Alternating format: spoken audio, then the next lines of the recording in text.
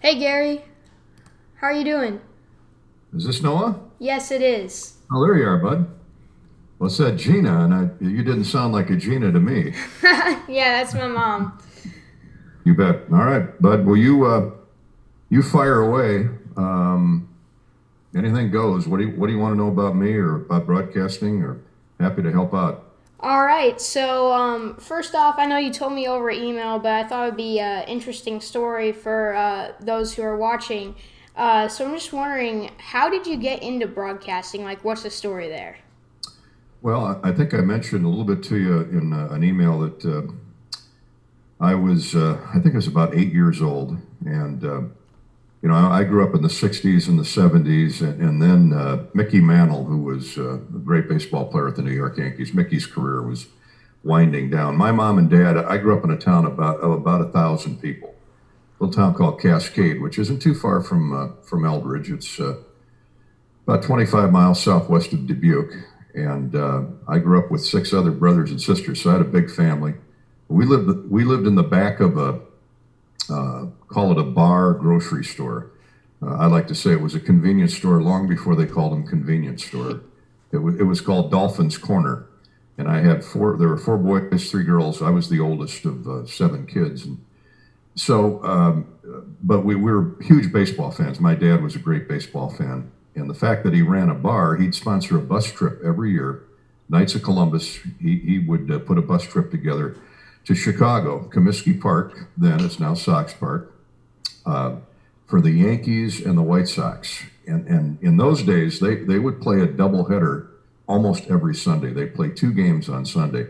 So we'd get up at 3 o'clock in the morning on Sunday, Wow. and we'd bus to Dubuque, and we'd hop on the train at 5 o'clock, and the train would take off for Chicago with about four stops along the way. Galena and Freeport and Rockford, and then one other stop. And we'd get downtown at the Union Station there about 11 o'clock in the morning. The first game always started at noon. And then we'd take the L train out to the south side. And I just love baseball. And so that's kind of how I got involved or acclimated to sports. And then when I was about 8 or 9 years old, they gave me a transistor radio for Christmas. My mom and dad did, and as I told you, I was infatuated with the fact that I could lay in bed at night in Cascade, Iowa, and spin that little dial, that little RCA transistor dial, and go all around the country and pick up all these great baseball announcers. Ernie Harwell with the Tigers, and Jack Buck with the Cardinals, and Brickhouse with the Cubs, and Bob Elson with the White Sox, and these names won't mean anything to you, but they're all Hall of Famers. Mm-hmm. And then when the Minnesota Twins were granted a franchise in the '60s, they had great players like Harmon Killebrew and Tony Oliva and Bob Allison, all these great hitters. And Merle Harmon was their play-by-play announcer. And so I would just go right around from Detroit to St. Louis to Minneapolis to Chicago, and I could pull in the Pittsburgh radio station as well. And the Pirates were Oh, really really? good back then, and they had a Hall of Fame broadcaster named Bob Prince, and his sidekick was Jim Woods, and Jim Woods replaced Ronald Reagan at WHO in Des Moines calling Iowa games back in the '30s. So I'm a big history buff. So this is why I love sports and athletics, because you can go all the way back to the mid 1800s to find when baseball first started. So anyway, I'm getting off center here, but that's how I became infatuated with sports in general, baseball in particular. So I get into high school, and my senior year rolls around, and my guidance counselor, met with every kid. It was just a small Catholic high school. So Father Bruggeman, Father Don Bruggeman was his name. I always bring him up because this was a real turning point in my life. My dad died of a heart attack when I was a freshman in high school. And so mom had to sell the grocery store and the bar, and she couldn't run it on her own. And we all went out and got jobs and helped her out. I say we, my brothers and sisters. So I had to give up some sports. I was a good basketball player. I played baseball and ran cross country. I don't look like I ran cross country now, but I did. I did run cross country, Noah. I believe So you. my senior year, I go in and sit down in front of Father Brugman. He goes, "Well, well, Mr. Dolphin, what are you going to do with your life? I go, huh? And I was at the time working at a gas station downtown, pumping gas, and I figured, like every other small town kid, I'll grow up, get married, have kids in my hometown, and live out my life. I said, well, what do you mean, Father? He said, well, what do you want to be when you leave high school? I mean, where are you going to go to school? And I hadn't given that any thought at all. And I told him, I said, look, I plan to stay here in Cascade. I don't really, it's where all my friends are, and my girlfriend. And he goes, well, you need to put a little better blueprint together. And I tell kids this all the time.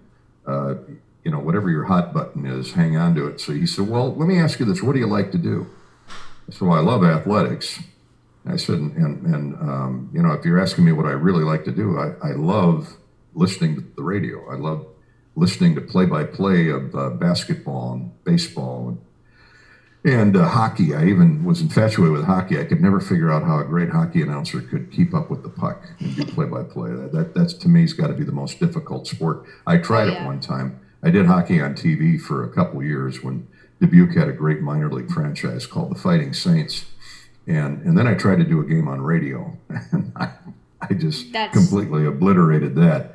I think if I'd have worked at it, I probably could have become a hockey announcer, but I was going to stick with football and basketball. That's fast enough for me. So anyway, Father Bruggeman, he puts that was what we call clue selling. You listen to a conversation and you take bits and pieces of it and you put it together. And he said, well, what have you ever thought about sports, broadcasting sports and radio? Now, remember, this is 1971 or 2. And I said, and there was no internet, there was no cell phones, no nothing. There were, your 3 local TV stations, ABC, NBC, and CBS, that was it. And FM radio was just coming into being then, but it was really about AM radio, all these great 50,000 watt radio stations around the country. I said, no, I haven't really thought about radio. So he reaches in his lower drawer and he brings out these stacks of books of colleges with great journalism schools and broadcasting magazines. And so he said, come on around here, bring your chair around here and sit next to me. So I did. And for an hour, we poured through these books. Well, I'm looking at CBS School of Journalism in New York City, and I'm looking at one in San Francisco, and I'm thinking, God, I've never been more than, 300 miles from home. I'm not sure I want to go that far. Well, then I see Minneapolis. I go, what's this? And it's a school called Brown Institute. And it was owned by a guy named Richard Brown, and he was a former CBS executive, and he lived in Minneapolis. And he started this broadcasting school. And what was unique about that, what caught my eye, was all of the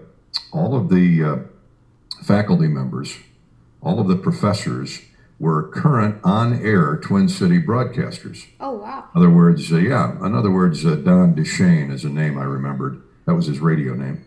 He was a very popular Minneapolis-St. Paul radio announcer. Hal Scott, whose older brother Ray Scott did the Packers for years. Hal Scott was the television sports anchor at CBS, the CBS affiliate in Minneapolis.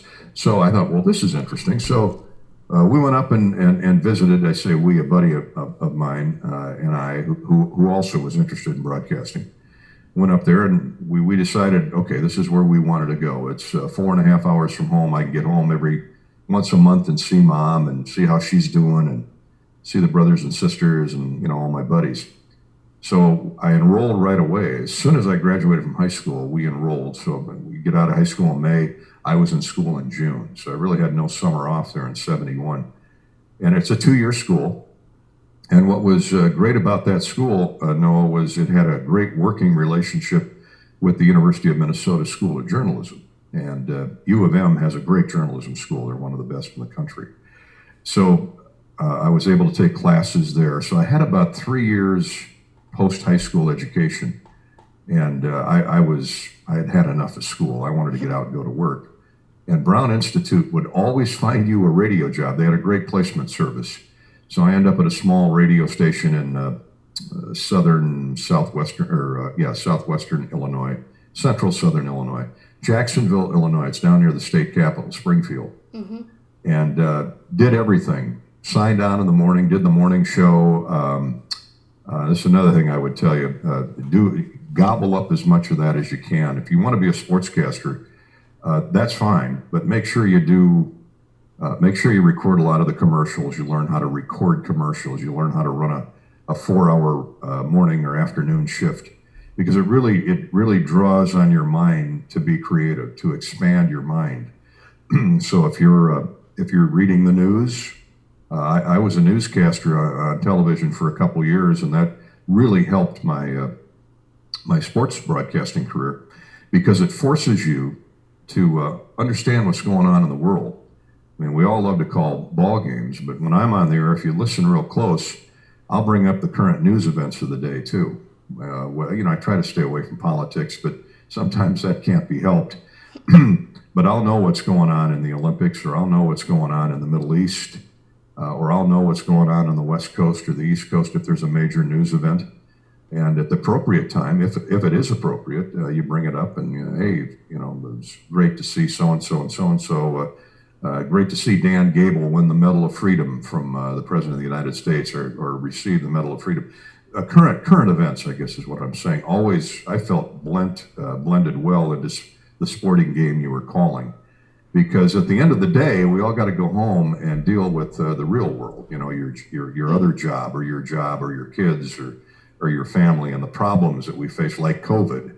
Mm-hmm. So I make sure I'm up to date on COVID during our broadcast, because it's affected college athletics as well. So that's how I got my start. And then from Jacksonville, I bounced around the Midwest to a few radio stations. And then, ironically, excuse me, the station in Dubuque here, back in the day, when you were covering Iowa football and basketball, you could pay a rights fee, give the university $200, and any local radio station in Iowa could go down and broadcast the Saturday afternoon football game.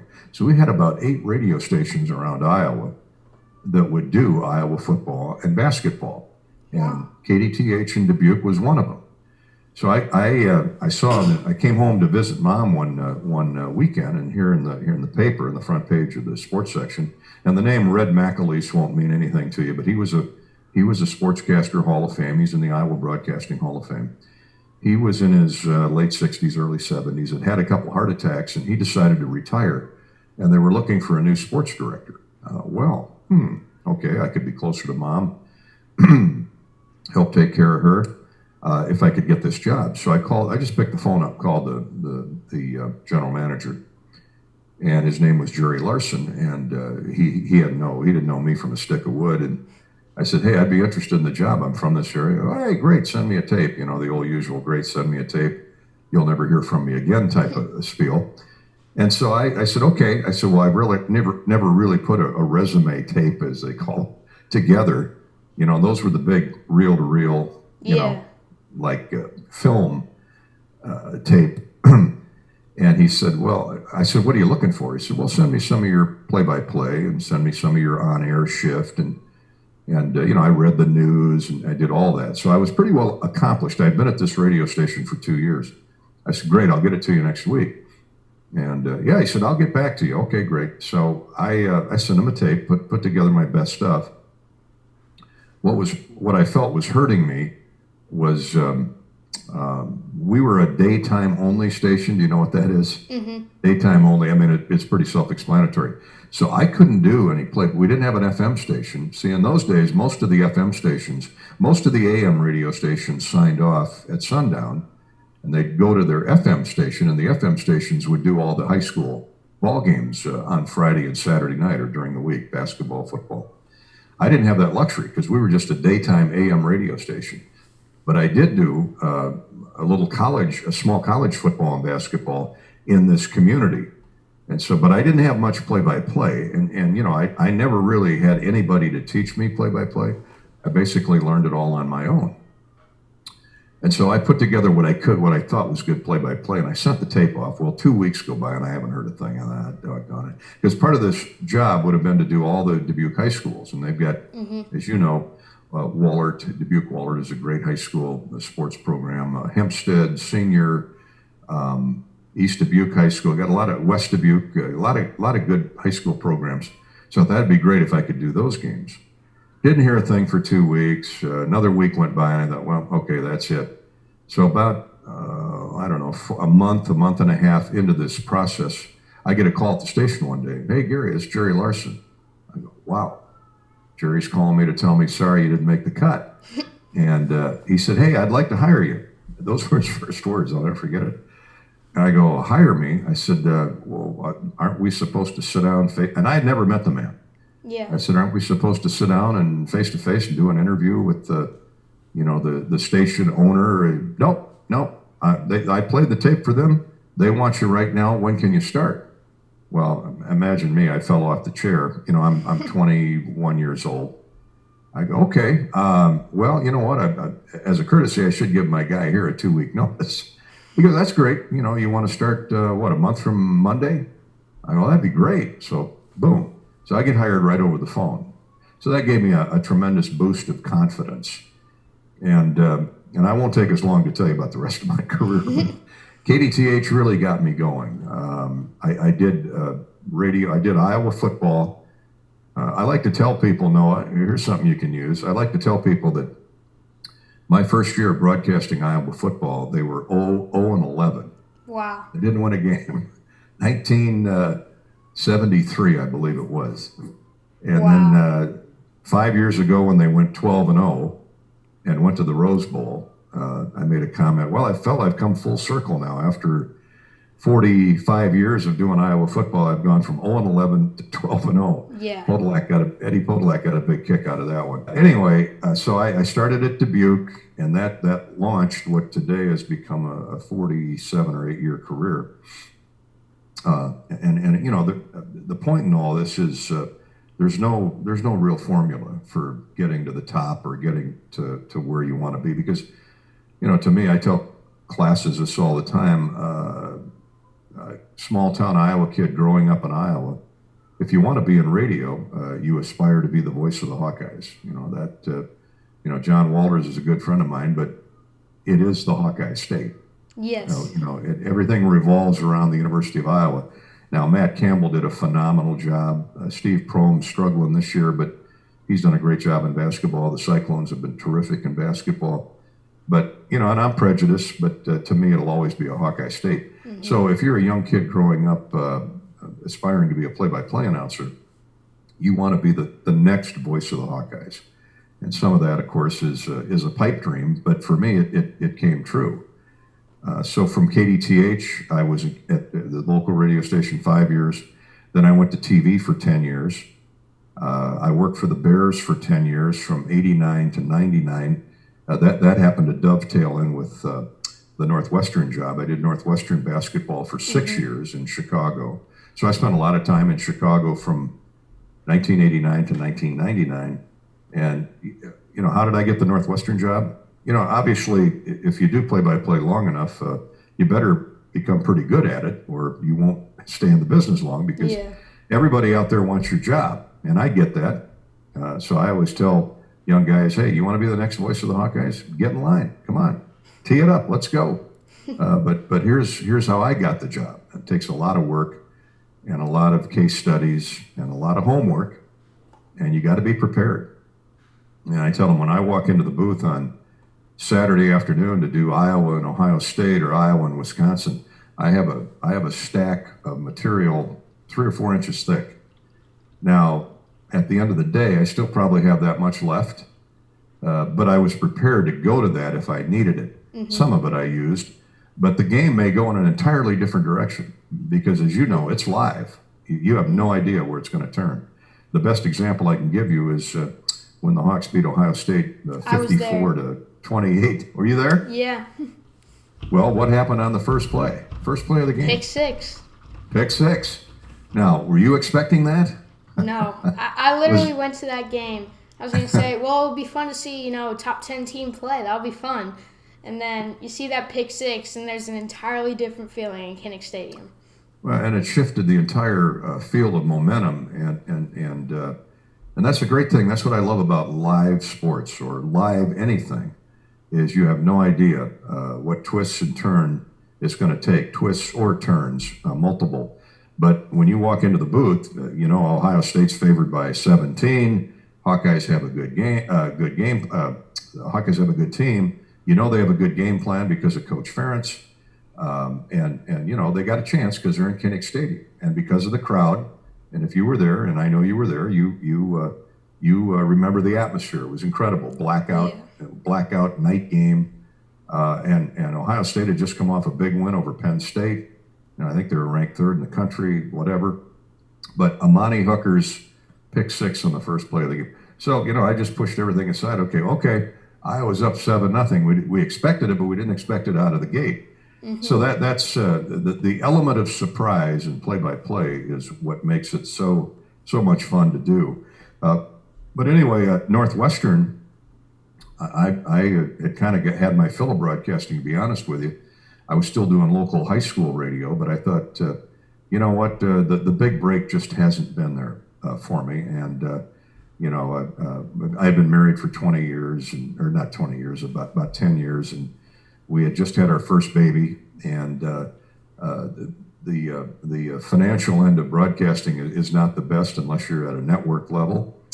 And so I was hired by a local bank because I always enjoyed numbers, play-by-play numbers. So I went from field goals and free throws and balls and strikes to interest rates and 36 months and monthly loan payments. And one day I get a call at my desk. Excuse me, my headset here isn't quite where I needed adjusted to. I get a call at my desk, and it happened to be a guy who I developed a good friendship with, who had just been hired at Northwestern as an associate athletic director. And his name was Tom Bay, and he went to Loras College in Dubuque, was an All-American cross-country runner. And here's why you always cover the events that maybe nobody cares about. So it's a driving rainstorm in November, and I go up to this little golf course called Bunker Hill, and it's just like it's a golf course. It's up and down, and I'm at a TV station, and this young guy's name was Tom Bay, B-O-E-H, and he was an All-American cross-country runner for Loras. So I'm up there videotaping this cross-country meet, and he wins by a mile. He comes across, and I hand him the microphone because I'm on my own. I go, "Could you hold this? I want to interview you." And he looks at me kind of funny, really good-looking kid. And he goes, "Okay." And so I asked him about the race, and we get done, and we're underneath this big oak tree, and I mean, it's 35 degrees, and the rain is driving sideways. And so we get in the clubhouse. He goes, "Let me ask you a question." He goes, why are you up here covering this event?" I said, "Well, I mean, it's an event. It's Loras College. I cover Loras College. It's local, and I believe in covering the local athletes because otherwise they don't get a pub." And he goes, "Oh, well, I guess that makes sense." So we said our goodbyes. Anyway, he graduates from Loras College.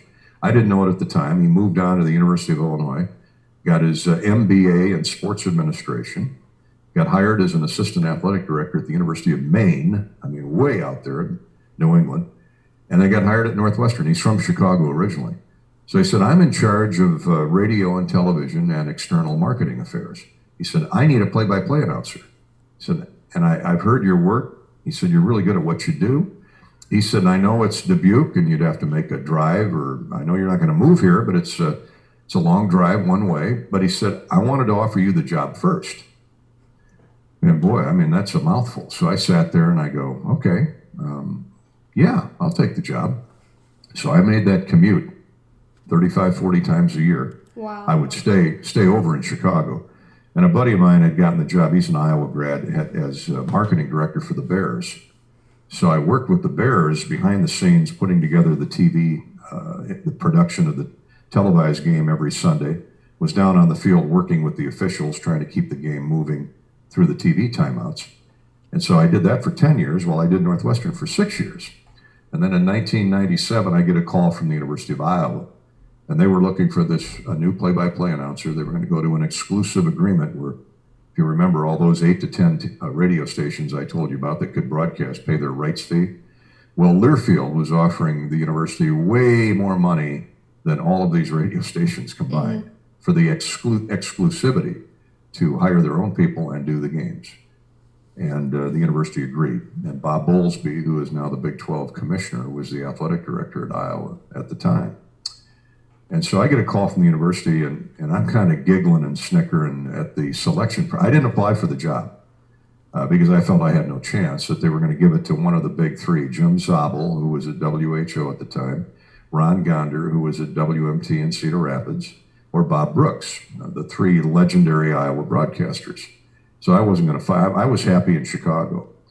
And so I get a call out of the blue one day from a guy on the selection committee, and he goes, "Hey, we're curious why you haven't applied for the Iowa job." I go, "Well," I said, "I'm not going to fight that political battle because I'd apply for it. Hopefully get an interview, because I still knew everybody at Iowa. They were still there that I met in the 70s who had gone up through the ranks of the athletic department. So I had a lot of good friends there, but I wasn't going to use that." And I said, "So I felt you're going to give it to one of the big three." He goes, "No, we've decided to hire a brand new play-by-play announcer because we felt we cannot give it to one over the other over the third. That we needed to break free. Now we'll still use Ed Podolak for football and Bobby Hansen for basketball." I go, "Well, that's a smart move." So I said, "Okay, I'll apply," because I thought, okay, here's my chance. So I sent him a tape. I went out and got the interview. They had, as they tell me, they had roughly 90 applicants for the job. 90, wow. Not 90. Yeah. Now 30 or 40 of them had no chance, but they're young kids that felt why not? Let's apply for it. So they whittle it down to 60 legitimate play-by-play announcers from all over the country. Well, I come to find out they only interviewed two in the end, me and the Jim Rose is his name. He's at the University of Nebraska. He did Nebraska football and basketball, and a great baseball announcer. And I get a call at home, after 3 weeks after the interview. It's in mid-December, and Roger Gardner, who was the CEO at Learfield at the time, called up and said, "Hey," he said, "I don't know any other way to put it, but we'd like you to be the next voice of the Iowa Hawkeyes." That kind of hit me like a wet dish rag, and right in the face. And I looked at my wife and I gave her the thumbs up, and I said, "Yeah." I said, "Let's go." So that was 24 years ago, and here we are today. So that's kind of my 15-minute trip through life for you. Wasn't anything magical. It's just, in the end, I felt it was just a lot of hard work, and I've adhered to the principles to this day that I used to get my first job in radio. Just be aggressive and be prepared, and always be a block ahead of everybody else, or a block ahead of the competition. But to me, it all starts with, I like to call them the three Ps, the three-letter Ps. You've got pride in what you do, you have a passion for what you do, and you're prepared for what you do. So no particular order: pride, passion, and preparation. There are more P words you could use there, but principled would be another one. But to me, I've always had pride in the work that we do. Obviously, I have passion for broadcasting, even though the industry is changing like I've never seen. Who knows what radio is going to look like in 10 years with social media now. You know more about social media than I do. But either way, you got to have pride and passion, and you better be prepared, because when that red light goes on, like my record light is on right now, when that red light goes on and you're on the air, and I've got caught a couple times, not intentionally, saying some things that I thought were appropriate on the air and off the air. I didn't know I was on the air. When I thought I was off the air, I didn't know I was on the air. And then using a description of a great player making great plays, using these fictitious movie characters, monsters, from King Kong to Godzilla to Spider-Man, with the rebounds, shooting the web out there to grab the words and terms and slogans that I've used for 35 years on the air are not appropriate today. Well, you know what? I got burnt by that. I got suspended twice, but I've learned through those suspensions that you're not the boss. You have to, study, be principled, understand what's acceptable on the air in today's world. And so that's where we are. And, I'll do it for a few more years. I said at my press conference in 1997 that I'm the voice of the Hawkeyes right now. I'll sit in this chair for hopefully a few years. And then the next voice of the Hawkeyes will come along and fill my shoes, and we'll move on. So that's where we're at.